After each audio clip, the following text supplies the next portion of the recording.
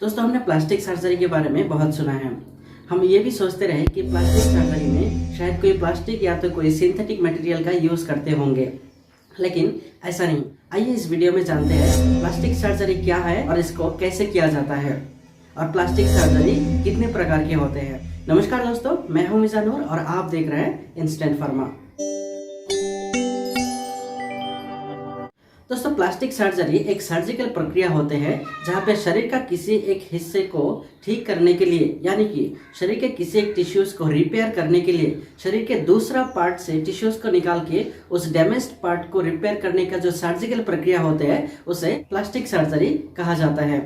दोस्तों, plastic surgery दो प्रकार के होते हैं, रिकॉन्स्ट्रक्टिव प्लास्टिक सर्जरी और कॉस्मेटिक प्लास्टिक सर्जरी।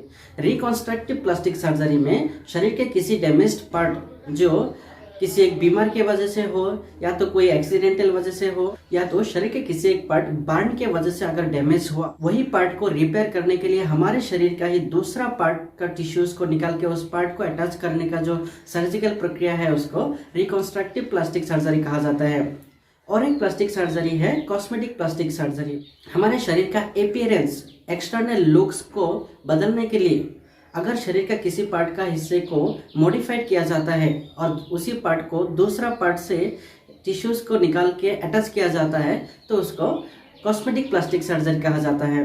हम शायद सोचते होंगे कि अगर ये सर्जिकल प्रक्रिया है जिसमें प्लास्टिक का यूज नहीं किया जाता है तो इस सर्जरी का नाम प्लास्टिक सर्जरी क्यों रखा गया है।